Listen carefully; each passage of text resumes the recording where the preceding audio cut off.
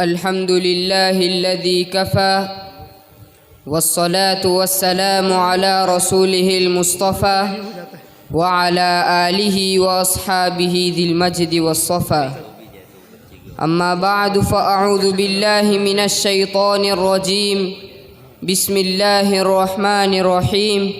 वला तहिनु वला तहज़नु व अंतुमुल अअलौना इन कुंतुम मुस्लिमीन। सदक़ल्लाहुल अज़ीम।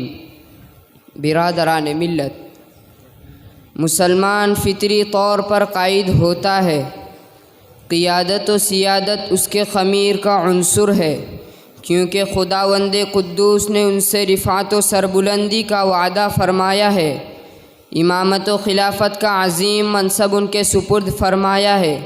लेकिन अफ़सोस तो इसका है कि जो कौम इमामत व क़ियादत के लिए पैदा की गई थी, अक़वाम आलम की सियादत करना जिनका फ़रीज़ा था, आज वो ख़ुद मुखलिस व बासलाहियत कायद व लीडर से महरूम है। क़ियादत के फ़ुक़दान ने उम्मत मुस्लिमा को महकूमियत व मग़लूबियत से बढ़कर मक़हूरियत का शिकार बना दिया है। उसका सफ़ीना इख्तिलाफ़ात व इंतिशार के बीच भंवर में फंस चुका है। हर चहार जानिब से दुश्मनान इस्लाम उन्हें लूटने के लिए भूखे भेड़िए की तरह टूट पड़े हैं। गैर तो गैर, खुद अपना ही मुल्क उनके खून का प्यासा हो चुका है। यही वजह है कि आज तक न ज़ालिमों के पंजे टूटे, न अदल व इंसाफ कायम हुआ। हालांकि ये हकीकत रोज़े रोशन की तरह आया है कि कोई शौबा ऐसा नहीं जिसमें मुसलमानान हिंद ने मुल्क की खिदमत न की हो। शेखुल हिंद मौलाना महमूदुल हसन से हकीम अजमल ख़ान तक, मार्शल इदरीस से लेकर कैप्टन हनीफुद्दीन तक, जनरल M.A. ज़की से लेकर सैयद ज़हूरुल हसन कासिम तक, डॉक्टर ज़ाकिर हुसैन से लेकर चीफ जस्टिस हिदायतुल्लाह और राजीव गांधी फाउंडेशन के चेयरमैन डॉक्टर आबिद हुसैन तक, देख लें किस तरह मुसलमानों ने दिलो जान से मुल्क की खिदमत की है। तालीम के मैदान में अलीगढ़ में सर सैयद, देवबंद में मौलाना कासिम नानोतवी, लखनऊ में मौलाना अली मुंगेरी और दिल्ली में हमदर्द के हकीम अब्दुल हमीद ने जो किलीदी किरदार अदा किया है, उसकी मिसाल मिलनी मुश्किल है। मुसलमानों के वोटों के सहारे पार्लियामेंट और असेंबली में पहुंचने वाले लीडरान आज कहाँ सो गए हैं। हमें गैरों पर कोई गिला नहीं है, हमें जवाब चाहिए अपने कायद और रहनुमा से। बड़े बड़े मसाइल तो अपनी जगह, रोज़मर्रा की ज़िंदगी से जुड़े छोटे छोटे मसाइल भी आज तक हल न हो सके।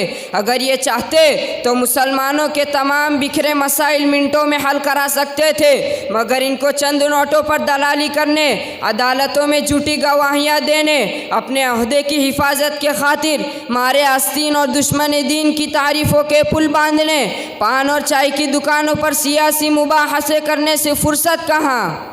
आज क़ियादत का दावा करने वाले लीडरों की कमी नहीं। मुस्लिम कायद के रूप में जगह जगह बहरूपिये मिल जाएंगे, मगर सच तो ये है कि न उनको मुस्लिम क़ियादत से ताल्लुक़ है, न ही उनमें कायदाना बसीरत व सलाहियत है। उम्मत को धोखा देने, उनके जज्बात से खेलने, अपने उल्लू सीधा करने, अपने मफाद को पूरा करने और अपने इक़्तिदार को चमकाने के अलावा इनकी कोई गर्ज नहीं। अगर इन्हें मौका मिल जाए तो उम्मत इस्लामिया की इज़्ज़त व आबरू का भी सौदा कर ले। बिरादरान मिल्लत, ईमान की पुख्तगी, किरदार की बुलंदी, जौहर शनासी, हिम्मत व मर्दानगी, हौसला मंदी व जवामर्दी, सिपहगरी व सिपह सालारी, इसार व कुर्बानी का जज्बा, ये वो खूबियाँ हैं जिनसे एक मुस्लिम कायद व रहनुमा को मुत्तसिफ़ होना ज़रूरी है। किसी ने क्या ही खूब कहा है, निगाह बुलंद सखुन दिल नवाज जाँ पुरसोज, निगाह बुलंद सखुन दिल नवाज जाँ पुरसोज, यही है रख्ते सफ़र मीरे कारवां के लिए। लेकिन हकीकत तो ये है कि यहाँ के मुसलमानों को आज तक सही क़ियादत न मिल सकी, और अगर कभी किसी ईमानदार लीडर ने मुसलमानों के मसाइल हल कराने की कोशिश भी की तो उन सड़क चाप लीडरों ने उन पर तरह तरह के इल्ज़ामात आयद करके उनका जीना दोभर कर दिया, क्योंकि उस ईमानदार लीडर के मैदान में आ जाने के बाद उन सड़क छाप लीडरों की दुकानें ठप होने लगती है। मैं पूछना चाहता हूँ सियासत के पेशवाओं से कि 2002 में गुजरात जलता रहा, माओ बेटियों की इज्जतें लूटी गई, जालिमों ने मासूम बच्चों की लाशों को चलाकर राख कर दिया, मजलूम माएँ और बहनें मुसलमानों को आवाज़ देती रही कि वो उनको रुसवाई से बचा ले, मगर नींद के मतवाली ये पेशवा अपने नर्म बिस्तरों से उठ न सके। आज कहाँ गए वो मुस्लिम रहनुमा? कल तक जो पार्लियामेंट में बैठने वाले लीडरों को हुकूमत का कुत्ता कहा करते थे, आज कहाँ गए वो मिल्लत को हमदर्द व गमखार जो मिल्लत के खातिर अपनी जान की बाजी लगा देने को तैयार रहते थे, जिन्होंने इंतिखाब के मौके पर वोट की भीखे मांगकर इख्तिदार हासिल किया था।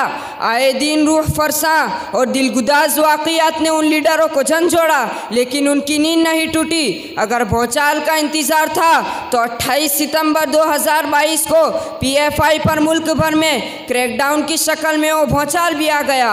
अगर आतिश फशा पहाड़ फटने का इंतज़ार था तो वो भी हो चुका, लेकिन अब तो हद हो गई। जबकि फाशिस्ट ताकतें मुल्क में जमहूरियत का खून करने के लिए अपने खुफिया एजेंडों और अपने ख़तरनाक मंसूबों पर तेज़ी के साथ अमल पैरा है। मजहबी आज़ादी का बुनियादी हक छीन लेने और मजहबी अक़लियतों के तशख़्ख़ुस को मिटा डालने के लिए CAA, NRC और CCC जैसे बिलों के ज़रिए कानून साजी की कोशिशें हो रही है। आइन पर नज़रसानी के बहाने मुल्क में डिक्टेटराना निज़ाम के लिए राह हमवार करने का मंसूबा तैयार किया जा रहा है।